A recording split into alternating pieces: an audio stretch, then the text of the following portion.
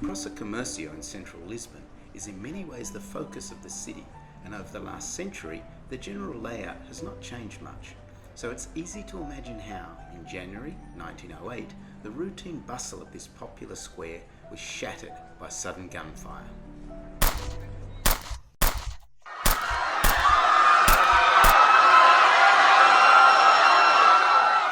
Assassins had fatally wounded both King Carlos and his eldest son, Crown Prince Luís Filipe. They had also dealt a devastating blow to the monarchy, and after 7 centuries, the institution itself was faltering. As we shall see, these traumatic events and the historical currents that created them are also captured in the symbols of the Portuguese flag.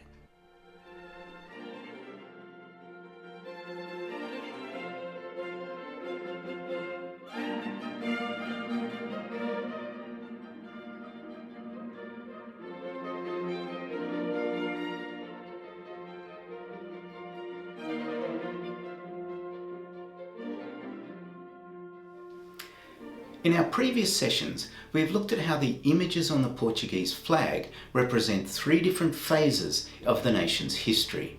The medieval period is represented with the coat of arms, combining the 5 shields of Alfonso Henriques and the 7 castles of Alfonso III, symbolising independence from Spain and the completion of the Reconquista. These images are set against the golden armillary sphere, which represents the age of discoveries and empire.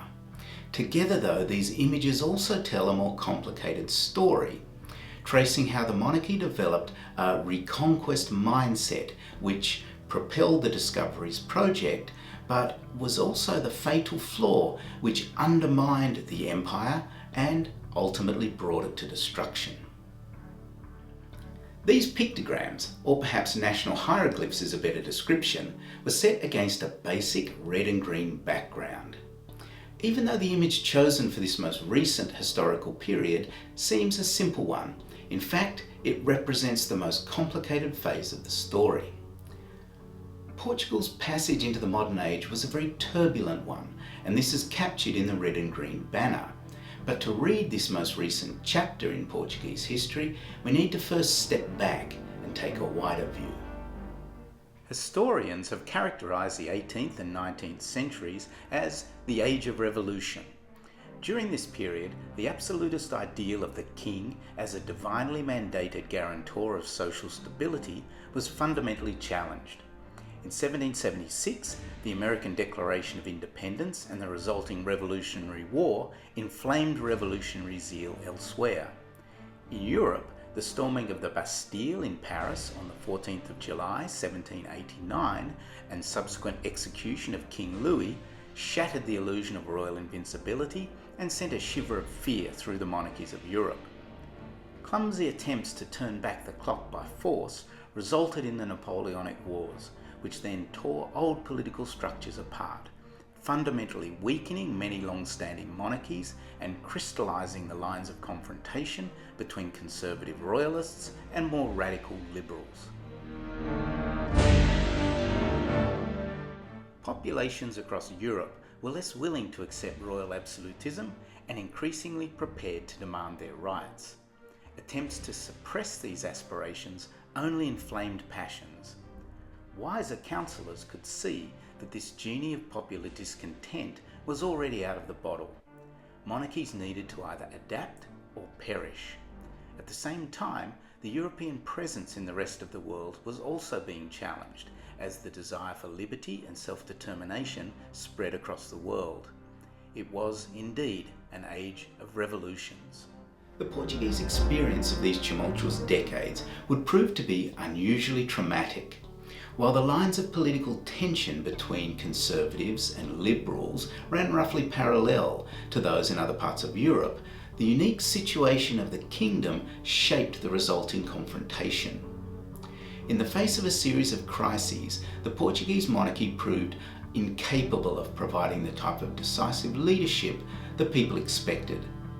Growing popular disenchantment led to a seemingly inexorable deterioration of royal authority and, following the assassination of the king and the heir apparent, the fall of the monarchy itself.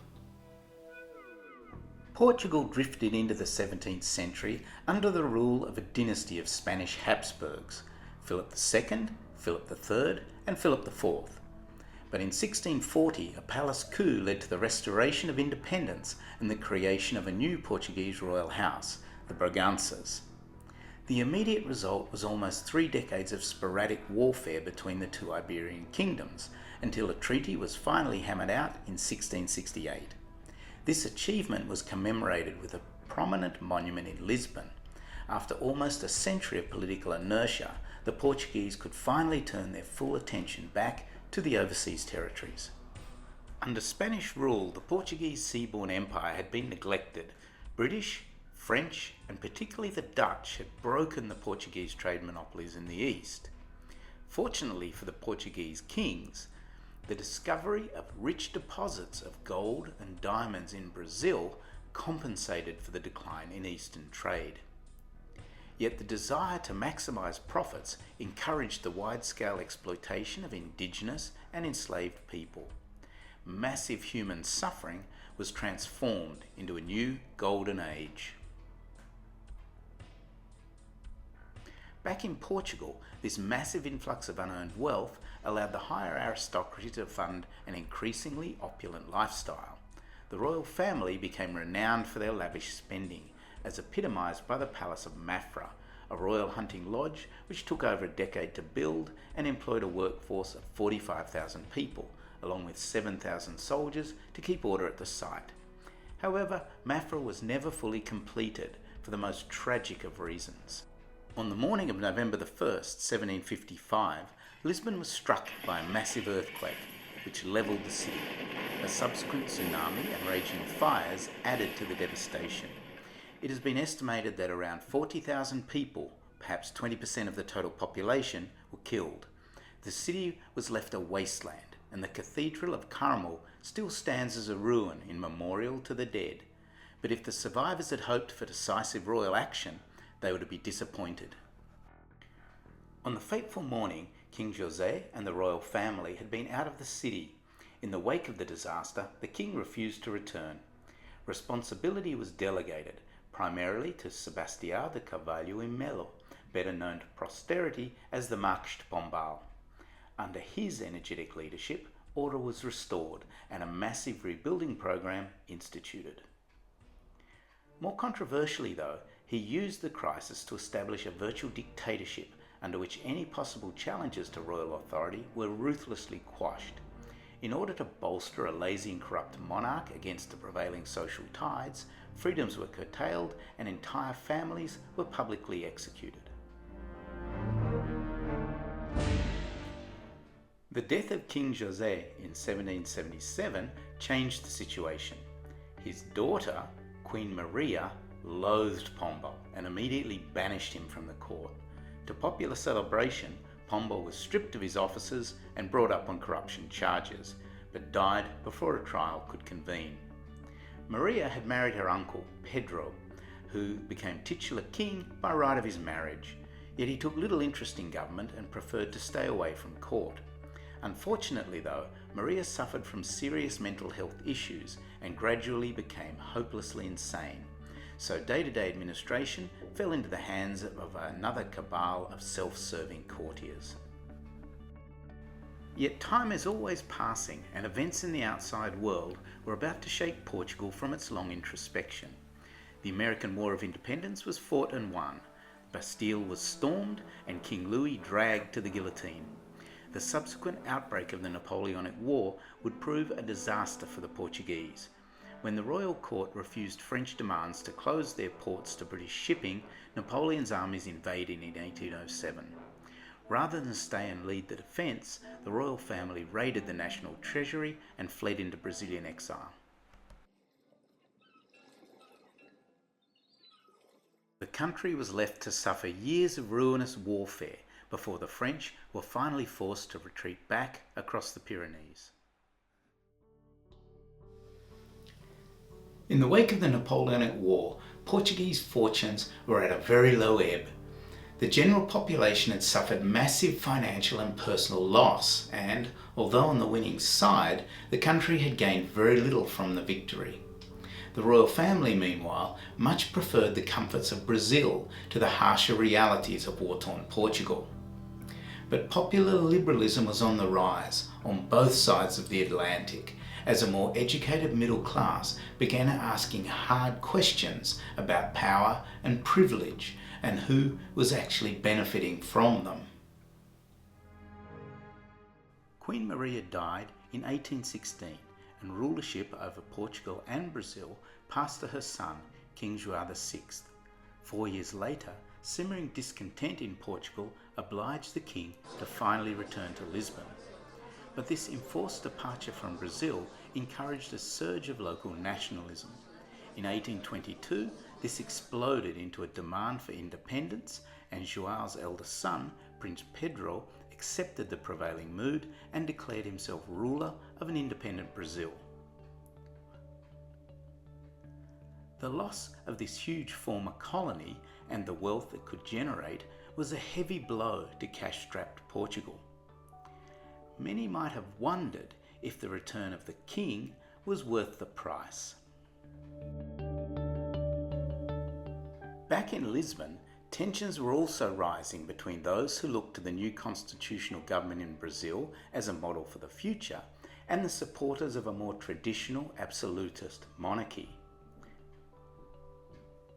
These tensions burst into the open in 1826, following the king's death. The eldest son, Pedro, was now ruler of Brazil, so the crown passed to his daughter, Maria. However, there was another possible claimant to the throne, Prince Miguel, Pedro's younger brother. Miguel and his supporters insisted that, since Pedro was already ruler of Brazil, now a foreign power, neither he nor any of his children had a legitimate claim to the Portuguese throne. Yet the fundamental issues went deeper than dynastic politics. Pedro and his daughter Maria were willing to accept constitutional government and so enjoyed the support of Portuguese progressives, along with the French and British governments. Miguel, on the other hand, believed royal power should be absolute, and he was supported by major landholders, the church, and the Russian Tsar. The resulting conflict tore the country apart, as brothers quite literally turned against each other. In towns and villages, proponents of one side or another accosted or attacked anyone they suspected of harbouring conflicting loyalties. Gradually, though, the progressives gained the upper hand, and in 1834 the Miguelistas laid down their arms. Miguel was forced into exile, but the war had also taken its toll on Pedro, who succumbed to illness only months after the victory. A liberal parliamentary constitution was duly drawn up, and Queen Maria II finally took the throne. Unfortunately, this institutional change did not address many of the underlying causes of national malaise or banish the sense of inevitable decline that haunted every household. Although the authority of the monarchy had been trammelled, the kings were still the focus of popular hope or disillusionment. But what were these kings to do? As we have seen, the institution of the monarchy and the push for territorial expansion had been inextricably linked from the earliest days of Portugal. The monarchs were very conscious of the weight of history looming behind them. At the same time, they were also very aware of the potential financial and prestige benefits of successfully exploiting the overseas territories. With these considerations in mind, they turned their thoughts to the uncertain future. With the empire in the east now greatly diminished and Brazil an independent nation, Portuguese imperial attention turned towards establishing a more effective presence in Africa. A plan was developed to link Angola and Mozambique into one territory and then to build a railway across Africa. The potential economic benefits were obvious.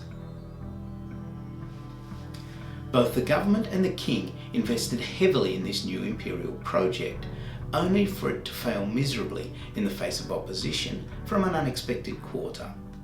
In 1890, the Westminster government issued the infamous British Ultimatum, in which they threatened to declare war if any change were made to colonial borders in Africa. This ultimatum from their oldest ally was both a profound shock and a national humiliation for the Portuguese.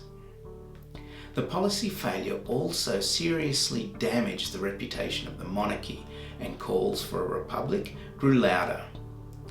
This in turn led to the tragedy in the Praça de Comércio, and on a nondescript street corner in 1908, the final blow came with a brutal suddenness.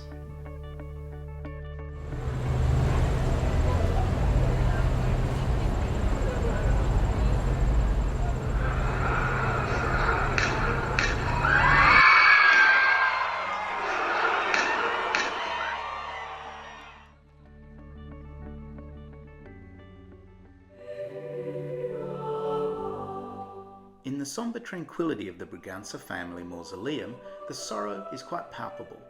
The assassination of King Carlos and Crown Prince Luís Filipe cast the country into mourning, and there is a sense that they were also burying the monarchy itself. Nothing like this had happened in the long history of Portugal, and in many ways a myth that started with Afonso Henriques had been shattered. The surviving royal prince, Manuel, sought to restore the authority of the crown, but the damage had already been done. Republicans rose in revolt, and in 1910 King Manuel II, last king of Portugal, sailed into English exile from the beach at Ericeira. A new republican government was installed and began to institute grand plans to propel the country forward into the modern world. One of the first initiatives of the new Republican government was to convene a committee to design a new national flag. The core of this committee was a remarkable trio. João Chagas, a well-known journalist, literary critic and diplomat, chaired the group. He was assisted by Abel Botelho, a respected novelist, playwright and a formidable soldier in the Republican cause. The third central member of the committee was Colombano Bodalo Pinheiro, the leading Portuguese realist painter of the time and scion of a renowned artistic family. So the committee had extremely high intellectual credentials, and the members understood very well the power of images. As we have seen, the committee charged with designing a new flag undertook their task in the wake of centuries of social and political turmoil, culminating in a series of civil wars that ultimately toppled the monarchy. Down through the years, the monarchists had adopted a blue and white banner on which both the royal coat of arms and a stylised crown were prominent. The new Republican banner was simpler, consisting of almost diametrically opposite colours of red and green. At its most obvious then, the new design for a national flag can be seen as a fusion of the banners used by the opposing sides in this long conflict. Was this then an attempt to unify the divided nation by adopting images from both sides in order to emphasise commonality rather than difference? Perhaps, yet the committee was made up of insightful people, and while their proposal might seem rather obvious, on closer examination the ordering of the symbols had a much deeper significance. The basic colours adopted by both sides held considerable emotional resonance. The blue of the royalist side was used to honour the Virgin Mary, who was considered a special patron of the kingdom in general and the monarchy in particular. White represented purity, something to which they might all aspire to. Initially, the Republican colours were chosen simply to provide a distinctive alternative. However, over time, the colours were also given a more symbolic significance. The green represented hope, while the red recalled the blood of patriots shed in defence of the country. Of course, die-hard royalists were less easily convinced and complained that the new colours were more appropriate to Christmas decorations than a national flag. Significant as the colours were though, more striking is that the committee did not indulge in a traditional damnatio memoriae by totally eradicating the symbols of the previous regime. While the crown itself was dispensed with, the coat of arms and a military sphere were both retained on the new flag. While this has been interpreted as weakness, in that the committee feared a popular backlash if they dared to remove these images, there were also more subtle motives in play. Rather than destroy the earlier symbols of the monarchy, the Republicans instead appropriated them to their own cause. As we have seen, the royal coat of arms developed over centuries and represented the achievements of the early kings in winning independence from Spain and establishing the national frontiers by completing the Reconquista. Yet there is also a subplot to the story. During this process, the kings incurred a significant debt to the papacy, a debt which arguably the country had been paying off ever since. The second period of history is represented by the armillary sphere, celebrating the discoveries and empire. A golden age perhaps, and yet one that had its origins in a medieval mindset and was fatally undermined by that same archaic thinking. To many modern Portuguese then, the legacy of that golden age was in fact a rather equivocal one. By placing these symbols at the centre of the flag, the committee was celebrating the achievements of the past, while also acknowledging the problems the monarchy had created down through the ages.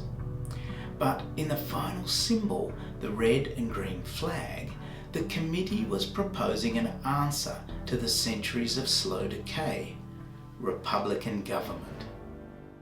Although the committee had used the flag to tell a persuasive and engaging narrative, there was a wide gulf between image and reality. After the fanfare faded, the First Republic was unable to provide effective, stable leadership. Governments rose and fell, petty interests dominated, and the streets were constantly filled with protests and armed demonstrations. After a short, febrile period of republican governments, a group of generals staged a military coup in 1926 and ushered in half a century of authoritarian rule. On the Portuguese flag, we can read a story of the development of the kingdom from its origins under Afonso Henriques through the glory days of empire to the more tumultuous modern world, in which the monarchy had been superseded by a democratic republic. And it's an epic tale too, filled with fascinating characters. But as we reflect on this portrayal of the past, it's important to remember that the story is being presented from one particular point of view. Because it's not just a story, it's also propaganda created by each era and reinterpreted by their successors. But then again, the same could be said about all history. Sometimes too, when I contemplate the flag, I find myself wondering about the future, and I try to imagine what the next symbols incorporated into the long story will look like. But I guess we'll all just have to wait and see.